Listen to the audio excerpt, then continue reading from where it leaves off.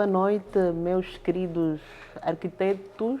Sejam bem-vindos ao nosso podcast. Vocês já sabem, todas não, de 15 em 15 dias, às quintas-feiras, temos aí esse encontro maravilhoso para falar, claro, daquela temática que vocês já sabem, arquitetura, construção civil e todo um conjunto de temas que contribuem para a criação das nossas cidades. Então, vou apelar, antes de tudo, que não é só assistir o episódio, mas também seguir a nossa página, pôr aí um like, para que os nossos episódios cheguem a mais pessoas. Vocês já sabem que o nosso objetivo é formar e informar. Então, vamos a mais uma conversa. Para mim é sempre um prazer fazer essas conversas. Organizo toda a dinâmica da minha vida para que continuemos aqui firmes e fortes nesse propósito de informar. Hoje temos um tema muito interessante. O meu convidado, como todos os outros, são especiais, né? Mas este aqui é duplamente especial. Primeiro porque é meu amigo e o convite para ele estar aqui vem na sequência de uma série de conversas interessantíssimas que eu tenho com ele, por conta da sensibilidade que ele tem com os nossos bairros, a nossa cultura, enfim. E já tive a oportunidade de partilhar com ele, claro, muitas obras. Então, nos acompanhe. Arquiteto Yuri, seja bem-vindo. Okay. É um prazer ter-te aqui. Obrigado. Mas nós temos sempre aqui uma pergunta padrão, porque não gosto de ser eu a apresentar o nosso convidado, gosto de deixar o convidado, né, auto-apresentar, falar como é que foi parar para a arquitetura primeiro, o seu histórico profissional, por onde é que passou, e falar um bocadinho de outros aspectos da sua vida. Primeiro por que foi para a arquitetura? Ok, Jamila, obrigado pelo convite. Bom, eu vou para a arquitetura porque senti uma sensibilidade na relação das pessoas com o espaço. Era inconsciente e depois, com a veia artística de um irmão, que começa a fazer o curso de construção civil, comecei a perceber um bocado de construção e arquitetura. E ali me predispus a... Mas ao longo da formação de base já dava assim indícios que seria arquiteto, já sonhava? Ou teve para ser outra coisa? Estava para ser outra coisa, muitas coisas, mecânico, médico, jurista. Mecânico? Sim. Mas, entretanto, eu acho que o que começa a me influenciar muito é que a minha mãe só tinha filhos rapazes. E nós tínhamos que fazer os trabalhos de casa. Eu acho que, assim, o elemento mais marcante que me relaciona, que me influencia a arquitetura, foi que nos deveres de casa, a minha função era arrumar. O arrumador. Arrumava a sala, onde o sofá ficava melhor posicionado para a televisão, que permitia também a circulação das pessoas de casa, na cozinha, saber localizar os móveis, no quintal, organizar o quintal de modo que seja um quintal mais apelativo. Mais apelativo, onde as pessoas podiam estar à vontade, sem interferência de vasos de planta no meio, e coisas assim, né? Outros compartimentos. E como é que chega na faculdade, o processo, o curso? Bom, ali começo, não havia na altura um curso de arquitetura no médio. Para dizer a verdade, nunca fui bom a desenho.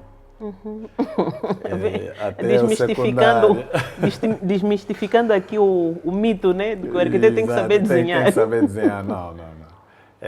Quando termino o secundário, direcionei-me para o curso mais aproximado da arquitetura, que era a construção civil, no Macarenco. E depois dali, o país vinha também daquela condição, vinha daquele momento de paz. De paz. Era muita construção que estava acontecendo em massa, e então termino o curso de construção civil. No superior tive uma ligeira indecisão se seguia a construção civil ou mecânica. E arquitetura. Mas foi ligeira, era mais para arquitetura. Mas já foi o melhor cadista da cidade, né? Se não do país. Como ali, se diz? Ali sim. o melhor cadista, né? Tem essa fase, mas como é que foi esse processo, esse título? De melhor cadista. Não, esse processo começa ao entrar para a faculdade, já vinha com muita noção de AutoCAD. Do AutoCAD, ok. Já desenhava em AutoCAD. Não muito rápido, que me dava esse título de cadista, melhor cadista. E encontro um grupo de arquitetos finalistas que estavam já a começar a desenhar, já não desenhavam à mão, já estavam a começar a desenhar em AutoCAD. É ali que eu participo no projeto final de vários arquitetos que hoje andam ali, todos de sucesso, né? Profissional. E então começo a fazer desenho. Estudava de manhã, de tarde ficava a desenhar até muito tarde. Depois tinha um trabalho também. Mais de 2.000 e tal projetos desenhados, né? Sim, deixei de pôr no currículo, porque senão... Ia dar um livro. Ia dar um livro só de projetos de participação e também contributos, comentários. Depois, ao ser desenhador, a pessoa vai ficando mais sensível, vai aprendendo muito dos detalhamento, outros. Né? Exato. E então, assim começo a desenhar no AutoCAD, acabei por ser um produtor de projeto. Era uma máquina de desenhar projetos. E assim começa a vida profissional? É assim que começa a vida profissional. Que na faculdade depois começo a fazer part-times de tarde num sítio, num ateliê, à noite noutro. E era sempre, a minha vida era das 7 às 23, meia-noite. Sempre a desenhar? Sempre a desenhar. Que ficou... Com exceção de domingo, quando havia necessidade de descansar só. Porque se não houvesse necessidade de descansar, também não descansava. Não descansava, continuava. E eu, em particular, já tive, por ser mesmo meu amigo, já trabalhamos juntos em várias situações, tive mesmo a oportunidade de ver os desenhos aqui do arquiteto, são mesmo top. O detalhamento ali. Sim. O projeto tem que falar por si. O projeto tem que falar, os desenhos têm que falar por si, o grafismo tem que passar a informação sem ter necessidade de uma explicação. Então, e do ponto de vista de carreira profissional, como é que foi entrar no mercado, os anos já, as várias experiências que coleciona? Eu não tive dificuldade em entrar no mercado. O que aconteceu, por ser um desenhador em AutoCAD, desenhador projetista depois, e, modéstia à parte, o meu trabalho satisfazia as pessoas. E então tinha sempre muitos convites para trabalhar, para part-times. Okay. Já tive também alguma experiência. Cheguei a um ponto que tinha que ser um profissional liberal, sem compromisso, sem contrato. Porque era muita solicitação e eu estava disponível para fazer. Então, eu vou indo nessa... Trabalhava 6 meses num sítio, terminava o trabalho, também eu próprio terminava o contrato, ia para a minha vida e continuava assim. Eu, por exemplo, às vezes digo para os nossos jovens que às vezes vão entrar para o mercado, pode ser uma via, um profissional liberal, né? Exato. Porque conseguia manter as suas despesas, né? Agora, o segredo é que tem que ser muito bom. Exato. Tem que ser muito bom. Não, nisso depois continuei, né? Continuei até que decidi entrar Ali queria fazer queria fazer currículo. Chegou um ponto que depois era para fazer currículo. Estava a procurar os melhores sítios, os melhores empregos. Não os melhores em termos salariais, mas de empresas de renome. E assim tive três grandes experiências. Foi praticamente 4 anos, onde foi aplicar todo aquele meu traquejo em CAD, conhecimento em arquitetura, e fui também ter a esses sítios porque lá encontrei arquitetos de renome internacionais, com obras top, reconhecidas, e era esse o meu objetivo, ter contacto, sentir o ambiente de um arquiteto profissional, aquela espiritualidade, eu vou muito pela espiritualidade, aquela energia. E ali sim quando comecei a me sentir arquiteto, quando já era arquiteto, porque produzia os projetos de arquitetura. Okay. Ali comecei a ter outro tipo de dificuldade. Tinha que buscar muita criatividade e justificar todo o conceito, todo esse conceito, que muitas das vezes até tinha que me refugiar em sítios que não era o meu habitué a entrar para o bairro.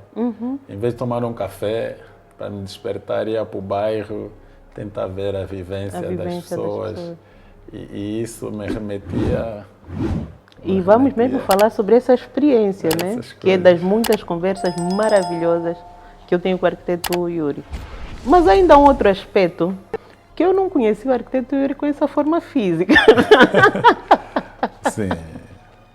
Quando conheci o arquiteto Yuri não tinha nada a ver. Hoje não sou arquiteto, mas também um super atleta. Pois. Como é que a arquitetura se fundiu com o atletismo, nesse caso o ciclismo, né? Atletismo não, ciclismo. Tudo. Eu sou uma pessoa destemida. Não sou determinada, mas sou destemida. E isso, cheguei a um ponto... Na verdade, tudo começa com fotografia também. Começo a fazer a fotografia por terapia. Está num momento de muita atenção. E a seguir... ganhei uma forma física fora do padrão. Com aí 100 quilos. E já não me estava a sentir bem comigo mesmo, porque não pela forma, mas pelo desconforto que sentia com esse corpo. E começo a fazer um bocado de ciclismo. Compro uma bicicleta, adquiri uma bicicleta, mas que não alterou quase nada em mim. E que é para ver se baixava o peso, e não consegui. Então, mas tinha uma coisa boa, a fotografia leva-me para o ciclismo, porque na fotografia a pessoa procura os melhores ângulos, os melhores momentos, as imagens, memorizar as imagens. Então tem que estar em sítios com imagens, né? Sítios que nos criam essas imagens. E o ciclismo é isso, o ciclismo é como o turismo, a pessoa sai para pedalar, mas não olha para o asfalto, olha para a envolvente. E, por exemplo, sair do centro da cidade da Mutamba até a Barra do Kwanza. A pessoa passa por vários sítios urbanos e rurais depois, com cenários diferentes.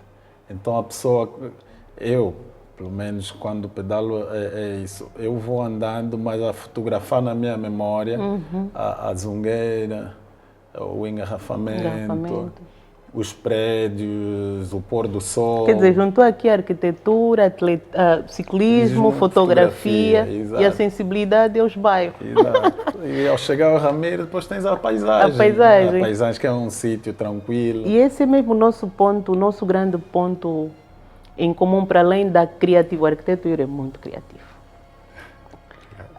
Para além da criatividade, esse amor pelos bairros.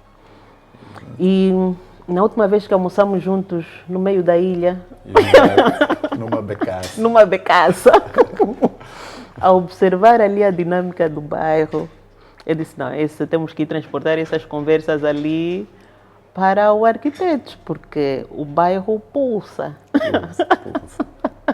O bairro pulsa a todos os níveis. E o nosso tema de hoje é mesmo a revitalização urbana, o bairro, as pessoas e a cultura. Como é que nós podemos extrair dessa vida que o bairro pulsa, enquanto arquitetos, para tirar dali matéria para projetar espaços com qualidade, né? Então, num primeiro instante, revitalizar, né? Estamos a falar de quê? Quando nós estamos a abordar a revitalização urbana? Bom, quando estamos a abordar a revitalização urbana, na verdade estamos aí buscar aqueles elementos que estão desativados, sem vida, que quando estavam ativos, vamos assim dizer, eles participavam e ajudavam na vida das pessoas. Por exemplo, um parque de diversão. Que hoje está inerte, quase que não ocupado. Há sítios no bairro, haviam bairros que tinham um parque. Hoje há bairros sem parque nenhum. E as pessoas têm essa necessidade. Então, os bairros com o parque devem ser revitalizados, o parque, deve-se revitalizar as infraestruturas, dei exemplo do parque, mas pronto, de uma forma mais abrangente, para que essa revitalização depois... Eu vou falar sempre da relação da pessoa e da vivência, a vivência. Essa revitalização acaba por agregar as pessoas. Mas agora no nosso contexto, contexto das nossas cidades, hoje, na tua opinião, nós sofremos processos de revitalizações? Ou foram requalificações apenas? Nós temos mais requalificações, porque a requalificação ela já é mais tem que acontecer. A requalificação tem que acontecer porque o bairro depois não funciona. A cidade não funciona sem a requalificação. Já a revitalização, acontece mais requalificação, porque por ela ser necessária, assim podemos dizer. Agora, a revitalização acontece pouco. Ela acontece quando muito justificada, muito comentada. Ou seja, nós, por exemplo, temos espaços que foram requalificados, e aqui muito o aspecto técnico, exato. Mas não foram revitalizados. Exatamente. Ou seja, não há lá vida nenhuma. Não há vida nenhuma. A vida não acontece. E depois temos outro aspecto que é a gentrificação. Né? Exato, também. A gentrificação. As pessoas... Por exemplo, no caso das BES, nas BES vê-se um bocadinho esse processo de gentrificação. Vê-se, é verdade. As BES anteriormente, as ruas são estreitas. Já afastava alguém com alguma posse querer viver lá porque não tinha muitas condições para estacionar e circular à vontade, aquela imagem de segurança. Mas hoje muitos querem lá estar. Querem lá viver. Querem lá estar. E nas BES é um bom exemplo porque houve a requalificação e a revitalização. Há uns pequenos parques ali, algumas zonas de estar. A própria estrutura, né? Rodoviária, né? Exato, aquelas casas de cultura. onde as pessoas se agregam. A revitalização acaba por agregar as pessoas. E respeitar. E respeitar, exato. E nos bairros, o que é que nós temos nos nossos bairros, assim, do ponto de vista de cultura marcante? Por exemplo, falamos mesmo aqui da nossa realidade de Luanda, que pode ser matéria de trabalho para nós arquitetos, né? E eu digo isso porque essa questão, para mim, é muito profunda. Porque nós várias vezes vemos projetos novos, com referências contemporâneas de várias latitudes, mas na prática não refletem, em alguns aspectos, a nossa cultura local, os nossos modos de vida. E, aliás, na nossa conversa ali na ilha, foi um bocadinho isso. Nós estávamos lá sentados, tinha a tia que estava na sua janela a tomar uma cerveja, tinha um homem que veio lá, que não era, parecia que não via o restaurante comer, mas veio visitar, cumprimentar, né? Exato. Isso, de facto, me chamou muita atenção. Na tua experiência, assim, dos bairros, como é que são os nossos bairros? Os nossos bairros. Os nossos bairros têm uma... Eu ia dizer que há uma nova cultura a acontecer no bairro. Consegui ver que as pessoas estão a redesenhar os bairros. Estão a redesenhar os bairros. Os habitantes, os moradores do bairro estão a redesenhar os bairros. Hoje os bairros não têm semelhança nenhuma. Em comportamento são iguais. Todos querem estar bem, todos procuram o seu sustento, não é? E é por aí, essa é a base. As pessoas hoje querem estar emocionalmente bem. E as suas necessidades e satisfeitas. as suas necessidades satisfeitas. É isso que eu consegui notar. São esses dois caminhos que no bairro as pessoas estão a usar para estarem bem. E o que acontece em alguns bairros está a surgir, estou a ter um bloqueio, vamos cortar.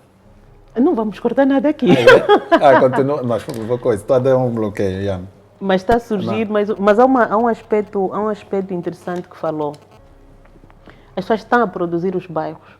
Estão a produzir os bairros, já. Mas por que diz isso?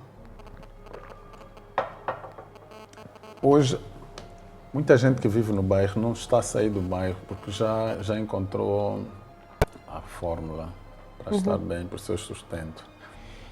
Tem aquela pessoa que... Por exemplo, da outra vez estávamos a falar ali do bairro ao pé do aeroporto, do né? aeroporto, da Parte Terra. Que as pessoas, inclusive, vão trabalhar fora, casam, mas depois não acabam voltando. Essa questão como é que eu vou dizer? Da relação. E às vezes até nós olhamos hoje nas redes sociais, pessoas a dizerem o bairro Cuia. Eu, por exemplo, nas reflexões que fomos fazendo da outra vez, o que é que me chamou a atenção é que nós, arquitetos, às vezes temos uma ideia do bairro que não é muito realista também. Às vezes focamos muito nas questões de a precariedade, de infraestruturas, a habitação, a má qualidade da habitação que existe, mas a par dessa realidade negativa, também tem toda uma cultura, né? Dentro do bairro. E nós hoje vemos muito a questão da música. Quantos criativos saem dos bairros, né? Quantos criativos saem do bairro? Então, quer dizer, eu acho que o importante aqui também é nós passarmos a entrar dentro do bairro e sentir um bocadinho, claro, aí depois levantam-se questões de segurança. Questões de segurança, como entrar no bairro e preservar, né? Alguma integridade, mas também, lá está, nem todos os bairros são agressivos, né? Exato. Por exemplo, e não só, tem ainda outra questão que aquela cultura das festas locais nos bairros. Outro dia estávamos a falar de um bairro que tem uma festividade característica.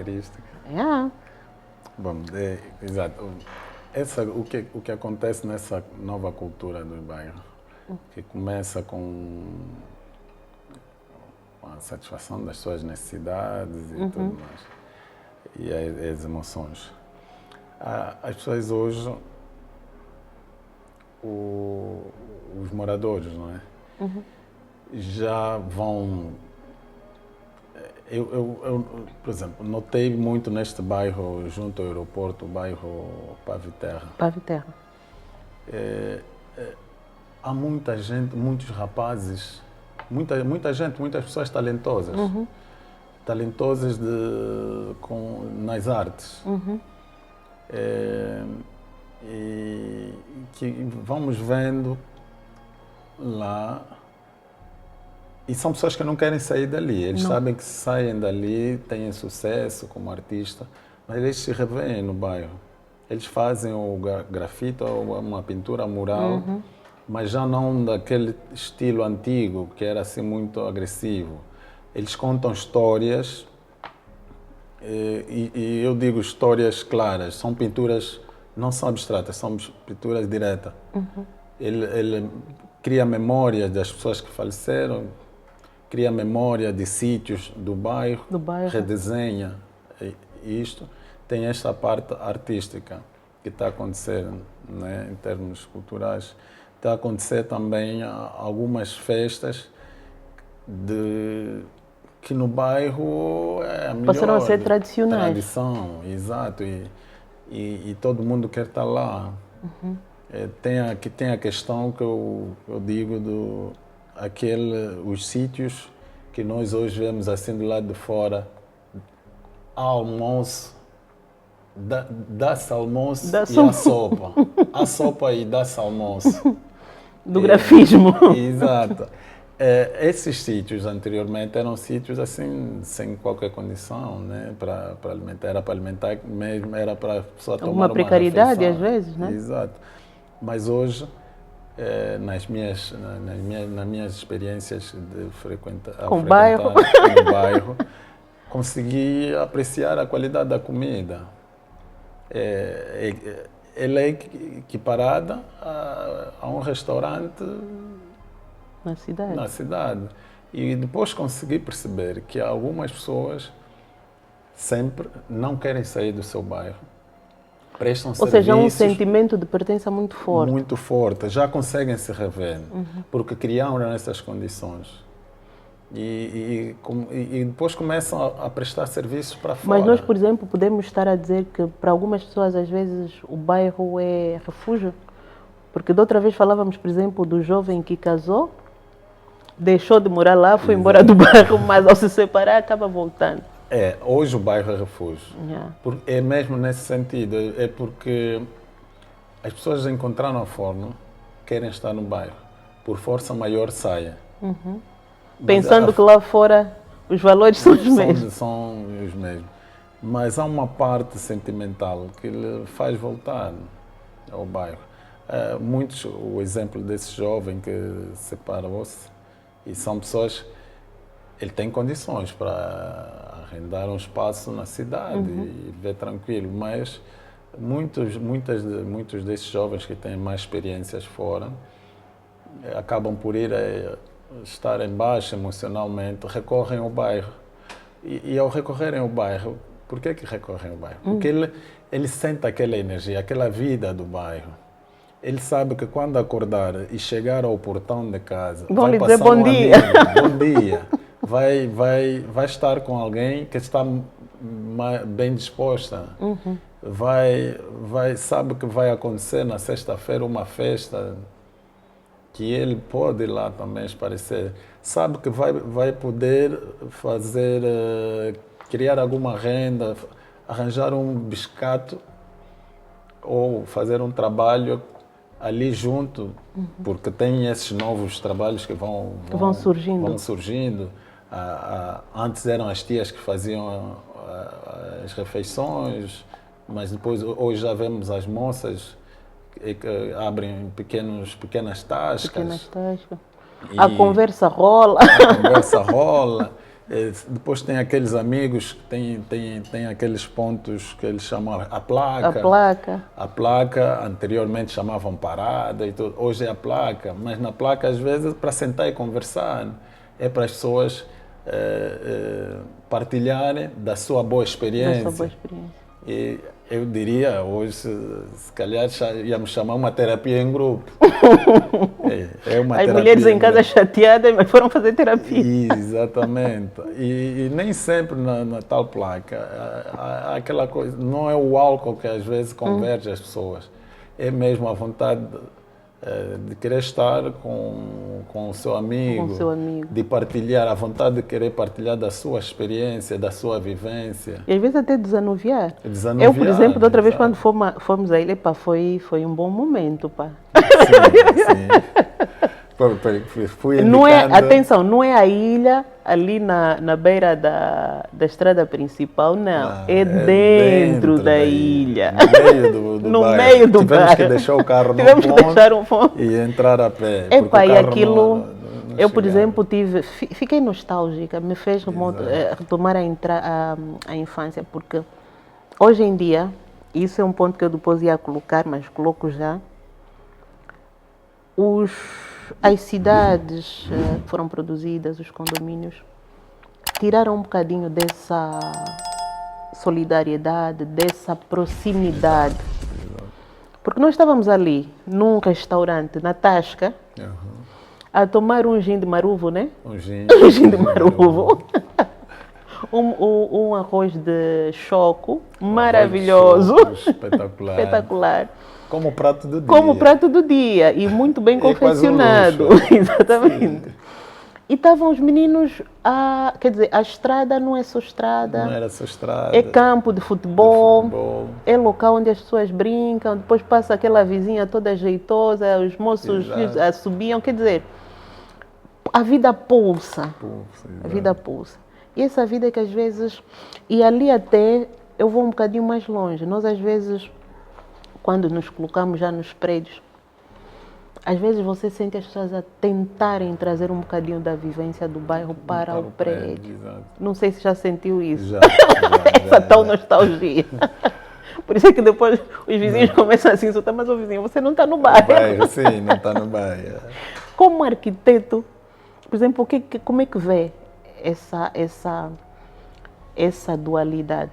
Por um lado, um bairro onde as relações são muito mais íntimas, há muita solidariedade, e os bairros em altura ou em edifícios, onde as relações aparentemente estão mais concentradas, mas as relações são muito mais de afastamento. Bom, o que acontece é que nós, os técnicos, arquitetos, ao realizarmos um projeto, nós realizamos o projeto para atender à necessidade do utente. E essa necessidade do utente é ter uma casa. E hoje as pessoas a viverem nos apartamentos, quando fizemos esses projetos, nós não conseguimos levar outros valores, por exemplo. O histórico dessa pessoa, a sua vivência desde a infância para dentro de casa, porque os apartamentos são tipo. Num edifício de 20 apartamentos, os 20 chefes de família, vamos assim dizer, vêm de culturas diferentes, de vivências diferentes. E isso nós não vamos conseguir satisfazer a necessidade de todos. E porque nós somos solicitados por um cliente, mas fizemos o projeto para 20 utentes. E então, as pessoas, muitas pessoas, querem entrar para um apartamento para ter uma casa. Mas tem o lado de toda uma história, uma cultura. De se rever naquele apartamento. Por isso é que alguns trazem esse hábito, vamos dizer. Mas isso, por exemplo, pode também ter a ver, estar na origem Nós temos uma necessidade de alterar um apartamento em Angola, é abismal. A casa pode estar perfeitamente acabada. Mas quando entramos, vamos além da decoração. Tem que partir, tem que arrancar, tem que não sei o que. Não, minha casa tem que ficar ao meu gosto. Pode ser um fenômeno que está por trás, por exemplo, desse comportamento. Sim. E até às vezes, mesmo a casa que o arquiteto faz, você vai lá depois de um ano, ele validou o projeto. Você fala, não é a casa que eu projetei. Não, o que acontece também é... nós em Angola fazemos de tudo um pouco. E às vezes a nossa boa experiência nos eleva a nos dar um título e certificações. Para isso. O que acontece às vezes, uma pessoa que no seu bairro construiu um anexo. Ou um arrumozito, ele vai se sentir um empreiteiro, um construtor, um engenheiro de construção civil e até um arquiteto. E quando vai para os apartamentos, todos querem criar a sua ideia de casa. E é ali onde começa aquele, às vezes, um exagero de decoração. Ali, no fundo, alimenta o ego, sim, que não é mau, mas, entretanto, não faz exatamente aquilo que lhe faz ser funcional, que lhe dá o conforto, o bem-estar. Mas aí a culpa também não é nossa. Nós, arquitetos, de fazermos projetos, chamados projetos tipos. Sem atender a esses aspectos, por exemplo, do comportamento dos nossos bairros. Bom, a culpa, vamos dizer que por exemplo, a questão do fundo, do calulu, com as cozinhas minúsculas. Exato. Quer dizer, o arquiteto no projeto tipo, bom, no fundo quem devia viver são as pessoas tipo. Também para aquele espaço, né? Mas o arquiteto não é culpado de fazer esse projeto. O que o arquiteto faz é pegar transversalmente todas as necessidades para que o apartamento ou o espaço se adeque ao ocupante, o utente. Okay. Agora, o utente, o ocupante do espaço, o utilizador, é que depois tem que perceber e adaptar-se ao projeto tipo. Pode fazer algumas alterações, que é o que fazem, né? Só que exageram e fica completamente... Tem pessoas que têm mesmo que partir a parede não está no sítio que eu gosto. Exato, porque... E só não parte a estrutura porque, enfim... Nisto ali, também isso é um fenômeno que acontece e está relacionado com essas alterações do projeto tipo que o arquiteto faz. Que há pessoas com 50 anos constroem uma casa com 5 quartos e tem, por exemplo, dois filhos com 25 anos. Essa pessoa, 20 anos depois, os filhos não estão em casa e eles têm uma casa enorme. 5 quartos é uma casa enorme. E acabam por ficar lá sozinhas. Quer dizer, as pessoas querem ter um castelo para viver o casal. E, entretanto, perdem muito tempo na vida e acabam por não usufruir da casa. E depois, por quê? Porque querem alterar, querem ter muita. Há pessoas que acham que a casa é o número de compartimentos. É o número de compartimentos, Não importa como se relacionam. E engrandecem. Por isso é que há uma característica principal nós, os angolanos. é de grandeza e na arquitetura se revê nessas alterações. Quer dizer, Querem ter quanto essa casa mais está muito compartimentos. pequena. Exato. Mas ele não vê a funcionalidade, ele vê a grandeza, o número. Ele vê número de compartimento, altura do edifício. Quanto mais alto, mais lhe satisfaz. Quanto mais eu acho que preenchido.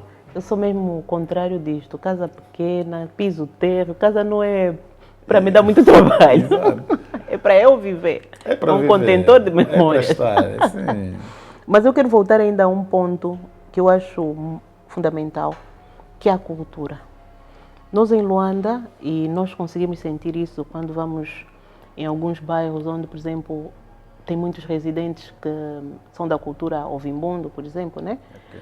Vamos aí à ilha com a sua cultura muito marcante. Nós em Luanda conseguimos com muita clareza, ali, por exemplo, onde tem muitos nossos irmãos bacongos, por exemplo, ou mucongo, né? Aqui no... Está-me a falhar o nome. Palanca, por exemplo. Na tua opinião, essa diversidade, o que te diz? O que já pode observar aí de características de diversidades entre bairros que o pano de fundo é esse mosaico tão diversificado de culturas? Dentro a forma como vivem a casa, a forma como vivem o bairro. Palanca é uma festa. É uma festa. Eu digo sempre, alguns dos meus amigos, eu um dia só mesmo que ir desbundar no Palanca.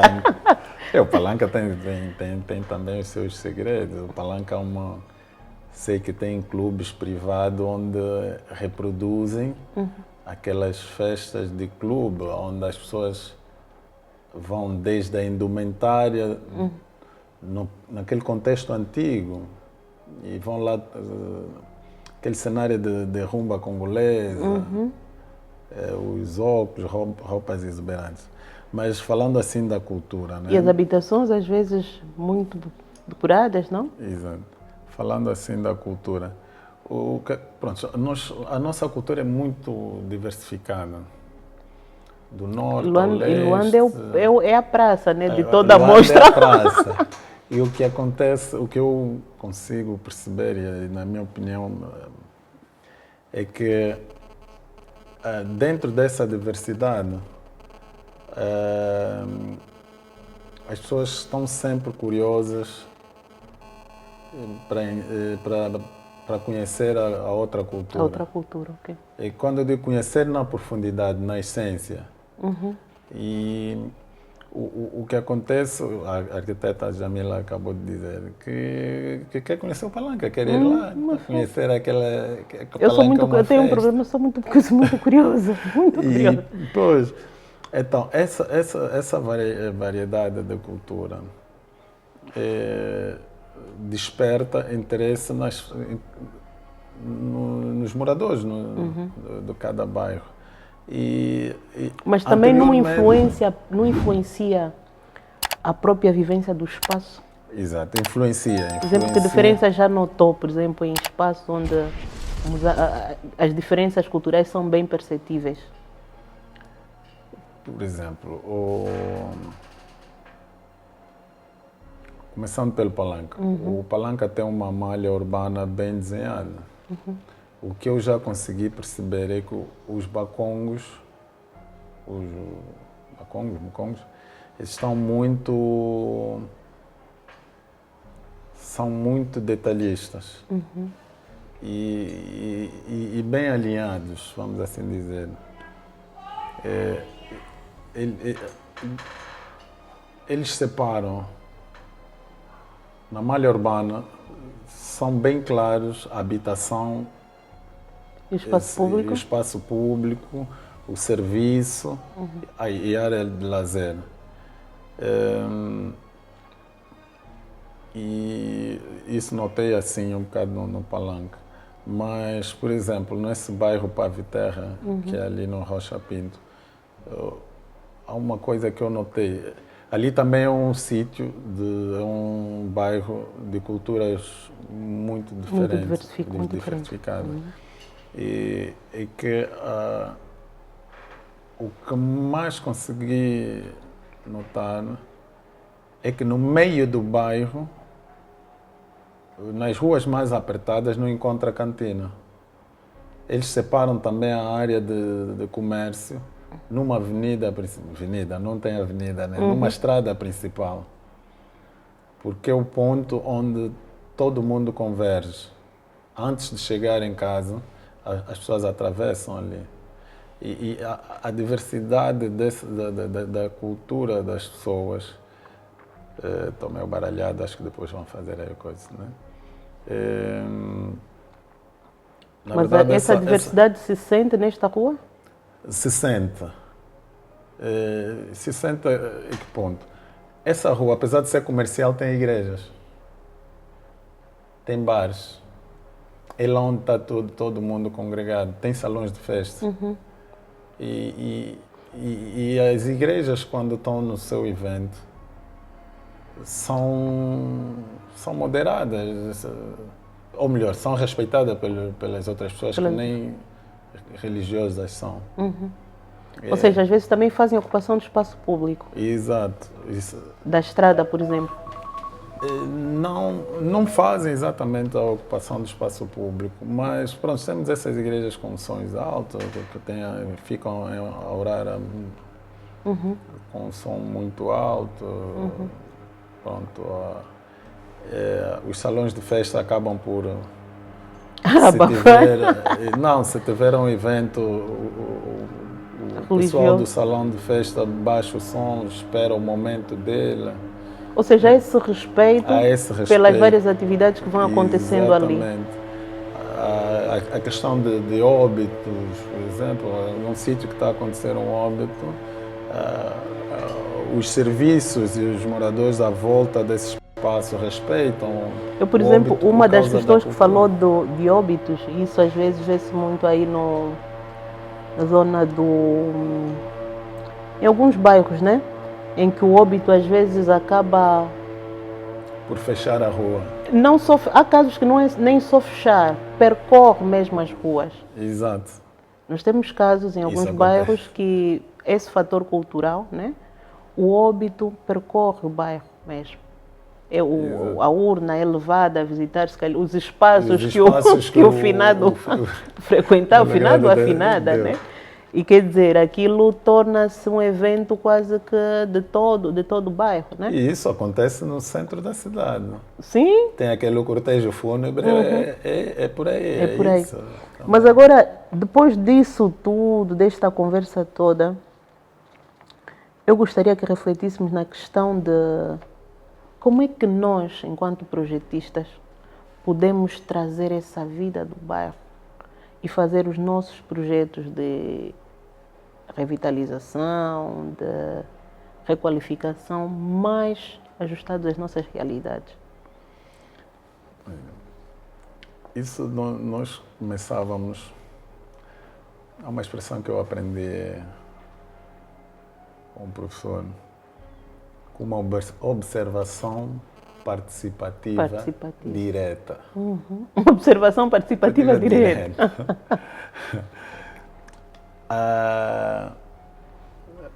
Falo do Rui Duarte. O Rui Duarte, o escritor. E que ele dizia que todos os livros que ele escreveu, ele ia viver com as pessoas onde ele extraía o conhecimento, o estudo, né? Exato. E ele vivia nas condições e na realidade e nos hábitos que essas pessoas têm. Então, nós arquitetos precisamos, primeiro, ter essa experiência do bairro. Porque é no bairro onde tudo acontece. É no bairro onde tudo acontece. É no bairro onde tudo acontece. É no bairro onde se formam as necessidades. As necessidades e como o bairro é a maior parte, a maior porção, né, de áreas das nossas cidades, né, áreas pelo menos habitáveis, né? Exato. ela também que se forma a identidade cultural, a dada altura, né? É ali onde começa. É ali onde começa. Então, Olha o fator da música, sim, né? Sim. Conforme ela é vivida no bairro e às vezes No influencia toda a gastronomia, por exemplo. A gastronomia. A determinadas... A magoga começou no bairro. Começou no bairro. Sim. Entre outros. O kuduro começou. As farras de quintal. A farra de quintal. Pois. Então, como é que nós podemos hoje tornar os nossos projetos mais integrados com essa vivência, mais adequados a... Porque eu às vezes vejo que num olhar primário, e muitas vezes nós os arquitetos mesmo, olhamos para o bairro, temos que reabilitar. Temos que, pronto, vamos ver, essas são as vias principais, vamos dimensionar, X metros, olhamos muito pela questão das dimensões, a técnica. A técnica, exato. E pouco para as questões de vivências. Olhando para a requalificação. Sim. Por exemplo, eu vou requalificar um bairro, eu já sei que é uma área, por exemplo, a área, falou dessa via de maior concentração. Exato. Então, devia ser a área onde eu devo prever espaços mais qualificados para absorver essas atividades. Exato. Né? Há bocado vínhamos, por exemplo... E para facilitar a relação entre eles. Né? Entre eles, né? Por exemplo, um aspecto muito interessante que abordou essa questão, e não só o que abordou, mas também acontece muito na nossa cidade, a venda ambulante, que para além de ser uma necessidade, hoje praticamente faz parte quase que, entre aspas, da nossa cultura, a venda ambulante. Por que não nesses espaços, né? Nesses projetos de reabilitação, reorganizar aquilo que é feito às vezes em condições não muito desejáveis, né? Nós, por exemplo, de outra vez na questão, ainda no exemplo da ilha, tem áreas que as pessoas já apropriam aqueles espaços como áreas públicas, áreas de desportos, né? Por que não redesenhar ali, reestruturar, adequar aquilo à função que hoje ela já é reconhecida no bairro, né? Falou, por exemplo, deu o exemplo das festas, algumas festas que começaram, se calhar, não eram festas culturais do bairro. E hoje, naquela data, vai ter aquela festa, né? Os espaços de convívio. Porque uma das características que eu vejo nas nossas populações, e sente-se muito nos bairros, é a proximidade. Isso vê-se até na forma muito direta com que as pessoas falam umas com as outras. De proximidade, olha, o fulano... E eu lembro até quando éramos mais pequenos nos nossos bairros, né? A mãe do outro controla os filhos da outra mãe, e assim sucessivamente. Todos se conhecem. E às vezes quando chega uma pessoa estranha ao bairro, todo mundo já sabe que aqui chegou pessoa nova. Não é? E eu realmente, pelo menos, sinto essa falta nos nossos projetos. Nos nossos projetos. E nem olho aqui ainda muito o aspecto Estado, mas olho nós, os técnicos, os profissionais que várias vezes defendemos que deve ser feita a reabilitação urbana. Né? Às vezes nós mesmos nos esquecemos, eu estou a projetar ali uma quadra polidesportiva, né? Por que não pensar que ela pode, de repente, ter várias utilidades? Para um funeral, né?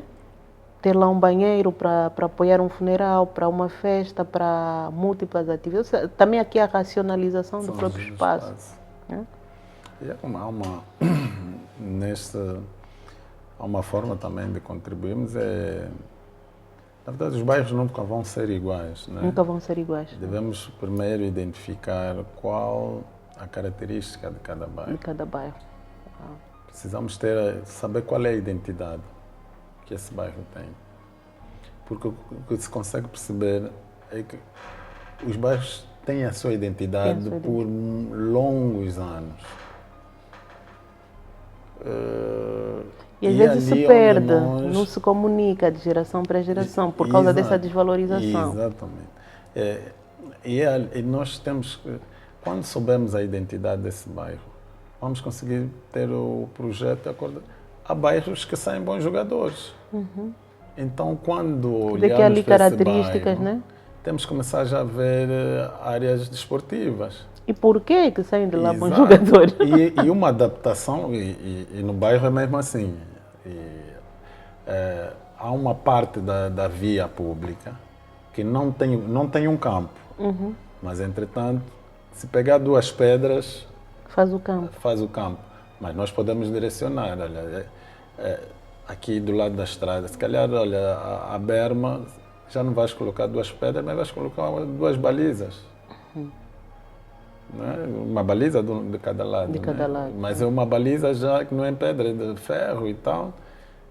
Isso para um bairro desportivo, né? Que tem uma tendência, uma característica desportiva. O bairro de artistas como esse da Paviterra, que eu notei, existem pessoas muito talentosas para a gastronomia, muito talentosas para o comércio, muito talentosas para gastronomia, comércio, Para as música, artes por exemplo. gráficas. Então, por que não prevermos já ou criamos essas condições? Hoje vamos vendo no centro da cidade algumas paredes grafitadas, mas aquilo parte já do princípio que o artista se predispôs a fazê-lo. Por que não prevemos espaços assim, espaços culturais para exposição temporária?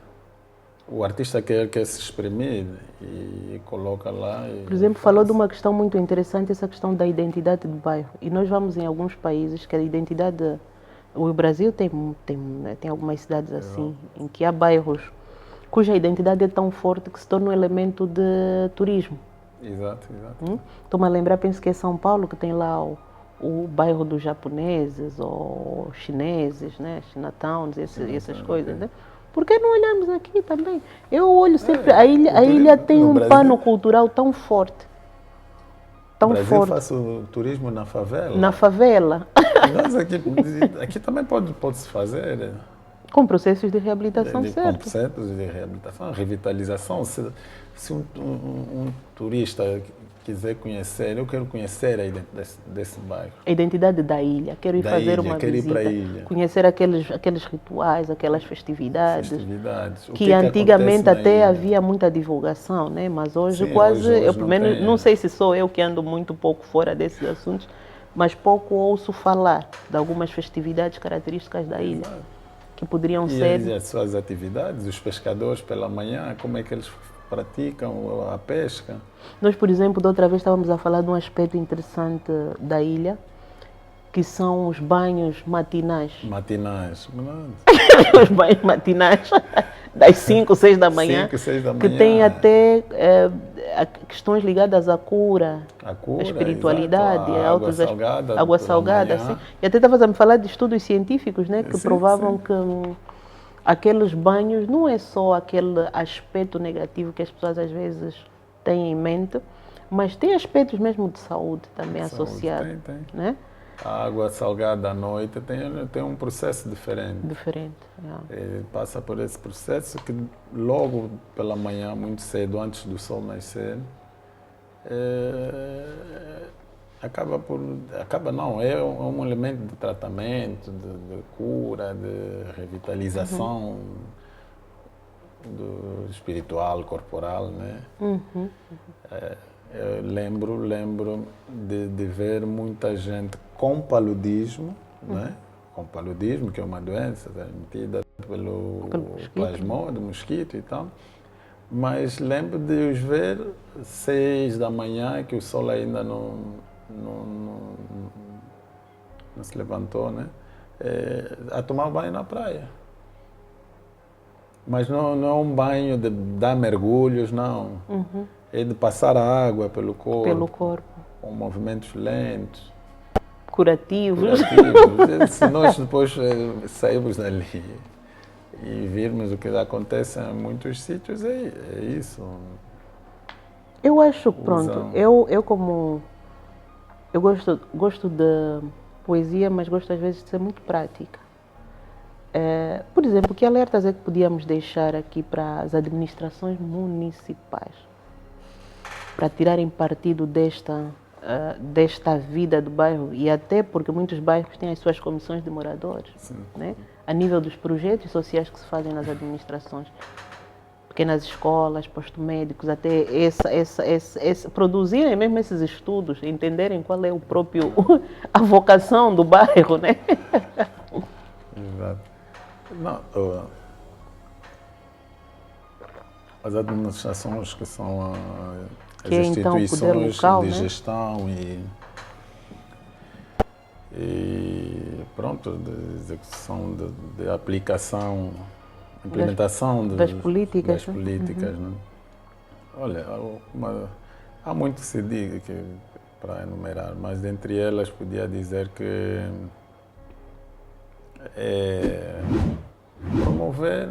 promover a atividade desportiva dos bairros, promover como é que eu ia dizer, ajudar, impulsionar as pessoas com iniciativas. Com iniciativa. Porque existem muitas no bairro. E com iniciativas, digo, culturais, iniciativas comerciais. E essas iniciativas não necessariamente de serem coisa, né? Eu, por exemplo, deixaria aqui um alerta, né? Um alerta e uma sugestão para as nossas administrações municipais, que é entenderem os bairros onde estão, os municípios e os bairros. Fazerem eventualmente, e há muita gente hoje disponível para fazer esse tipo de estudos, né? Do que é isso, já como arquitetos, como gestor, fazer projetos que vão de encontro à vivência daquele local. Porque senão depois você faz um projeto onde as pessoas ficam, mas ok, até fizemos uma mediateca, é preciso uma mediateca? Sim, é preciso, mas como é que eu crio essa cultura da mediateca quando a cultura, por exemplo, é da dança? Exato. Se calhar dentro da mediateca, põe lá um espaço para as pessoas dançarem. Está a dançar, depois está a ver outras coisas. Isso é identificar a característica desse bairro e promover essa identidade. Essa identidade. E isso é como disse a Jamila, por exemplo, na escola tem que buscar muitas atividades culturais, porque é ali onde a pessoa forma os mais novos, né? Onde as pessoas vão se formando e que depois conseguem. Primeiro que também evitamos que as pessoas se percam, né?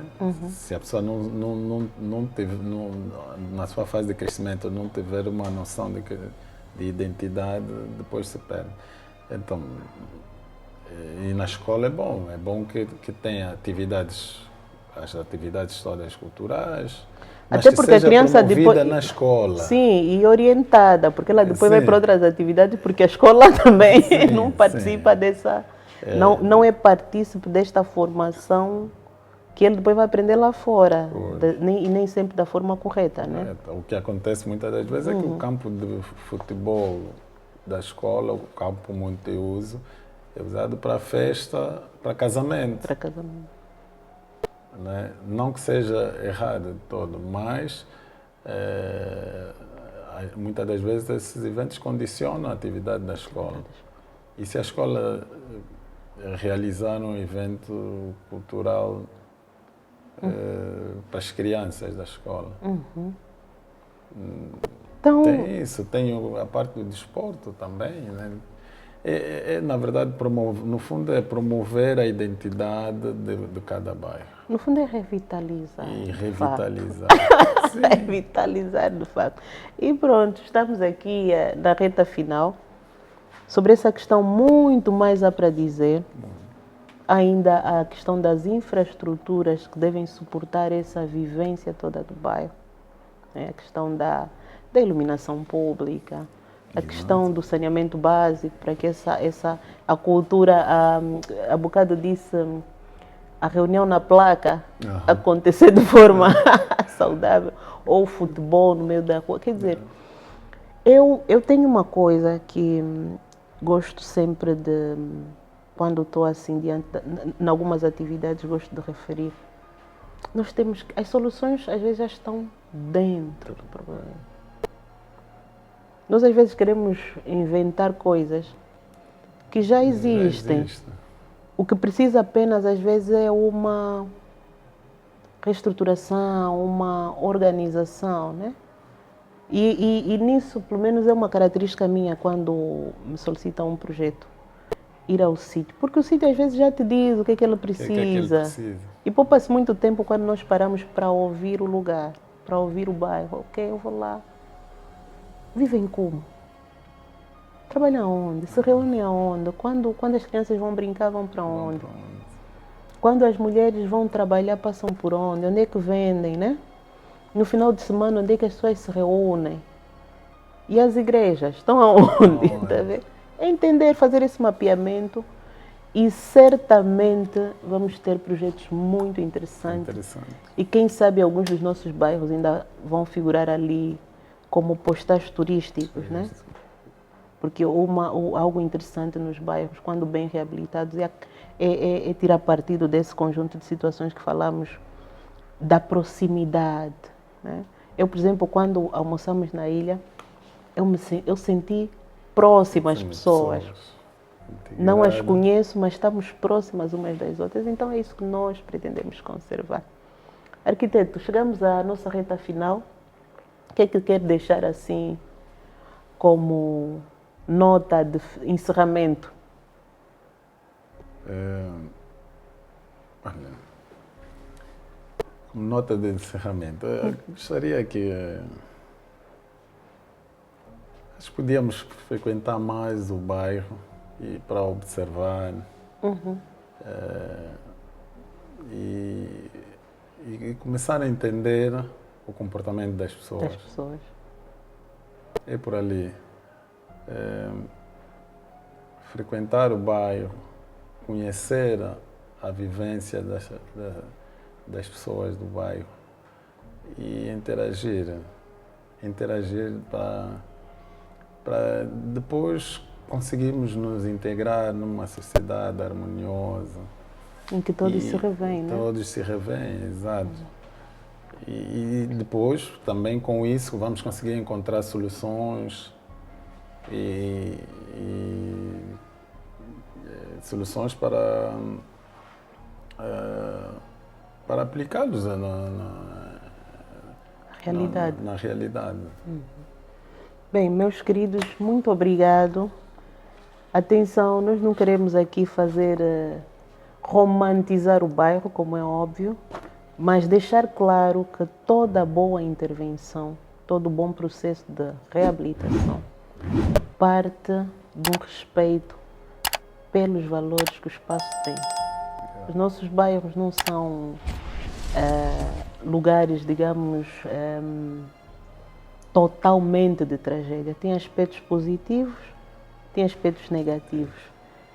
E o aspecto que nós hoje frisamos aqui é questões positivas que existem nos nossos bairros que podem ser úteis nos processos de reabilitação e revitalização desses espaços. Porque, meus amigos, dinheiro para destruir todos os bairros não vai haver. Mas, com certeza, podemos, com o dinheiro que existir, fazer coisas que consolidem esses valores e que as nossas populações se revejam nesses projetos. Projetos inclusivos. Então, eu vou vos pedir mais uma vez que partilhem, subscrevam o canal, comentem, deixem as vossas sugestões, porque é assim que nós vamos melhorar de programa em programa. Então, até ao próximo, arquitetos, e muito obrigado, arquiteto Yuri, pela tua presença e pelas tuas notas, teus lamirés. Muito obrigado a todos. Obrigado.